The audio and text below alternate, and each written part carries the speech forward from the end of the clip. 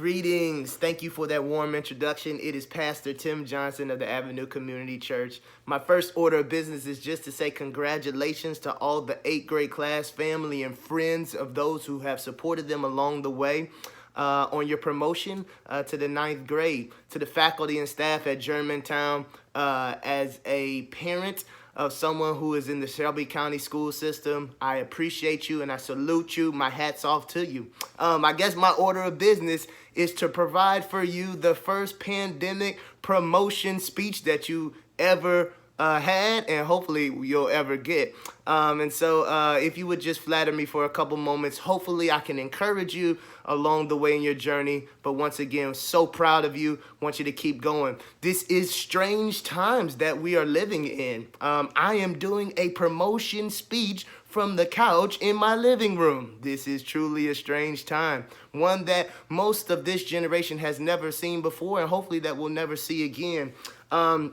We are in the company of historic events that mark history, right? For congratulations, right? You have made the history textbook. You will be after World War II, and after the Cuban Missile Crisis, and after the market crash in 2008. Somewhere along the line thereafter will be the great pandemic of 2020, and that will be describing your generation. One of the cool things as you kind of look and you study through history is that some events not only serve as markers as history, where you kind of remember where you were, what you were doing when those things happened, because truly things were never the same.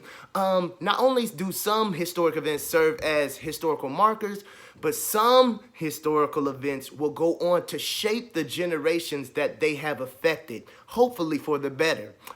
After World War II, there's a whole generation of people who were born from the 1940s to the 1960s who were known as the baby boomers. Some of you are part of that generation, great-grandmas, grandmoms, moms, whatever. And so there are certain characteristics that define that generation: hardworking, resourceful.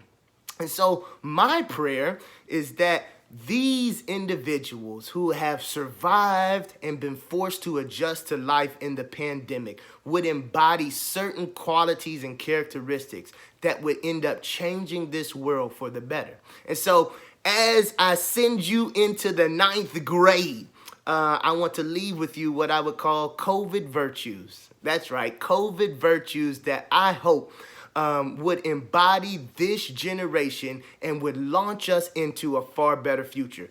It's a cheesy acronym, so go with me. The first is C. It's caring, right?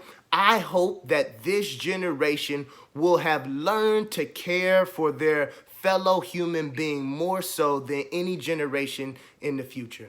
We have watched neighbors, teachers, classmates, friends, all people who have been adversely affected through this great pandemic that has swept through not only our nation, but the world. By the time you're watching this video, there will have been more than 80,000 people in our very own country whose lives have succumbed to this great virus. There will be more than 240,000 people who will have passed away worldwide through this virus. Hopefully, this virus will have awakened and heightened a sense of care for the people around us than ever before. That the people who we get to interact with on an everyday basis, that's not something that is guaranteed for us. And hopefully, this will lead for us to have more care and concern for our neighbors, to not take advantage of our fellow man in order for our gain, to care about their well-being. I hope COVID leads us to care. I hope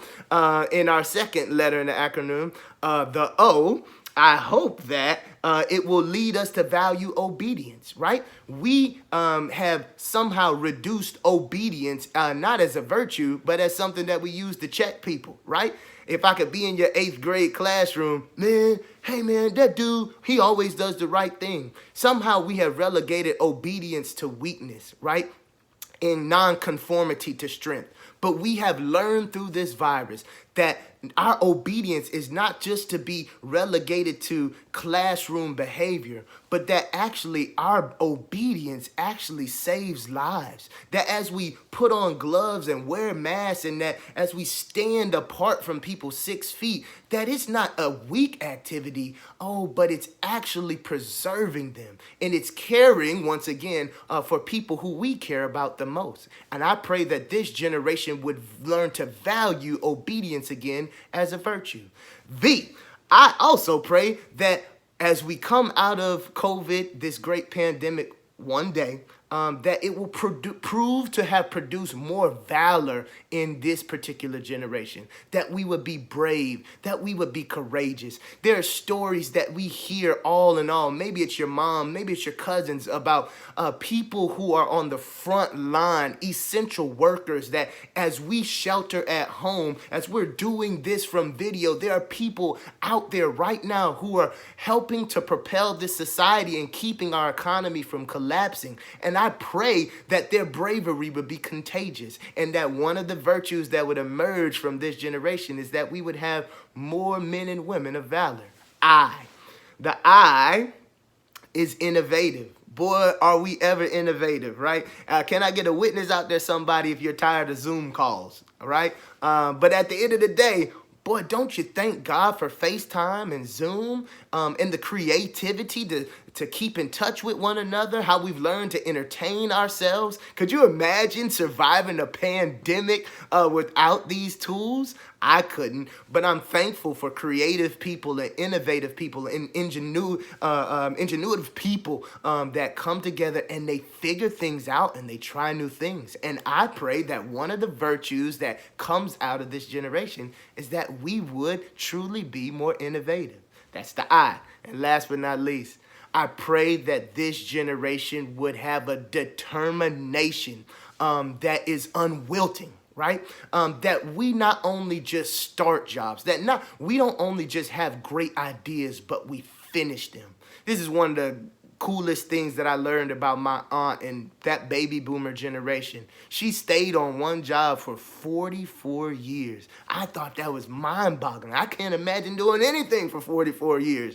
But I pray that we would couple the great determination of those who have gone before us, and we would bring the care and concern for people, that we would learn to value obedience as a virtue again, that we would be courageous and we would be men and women of valor, that we would be innovative and we would stuff that all into the big gumbo pot of characteristics and virtues, and then on the end of it, we'd add a little seasoning called determination to make sure that whatever we start to do, whether it's caring for people, whether it's being brave and courageous or innovative, that we would not just start jobs, but we would finish them. Hey, 8th graders, soon to be 9th graders, mamas, grandmas, aunties, uncles, I'm so proud of you. I'm grateful for you. Teachers, I know this is a strange seasons. Hey, but you know what? Be a part of the generation that will forever change the landscape of this country by embodying the COVID virtues. Congratulations once again, and God bless.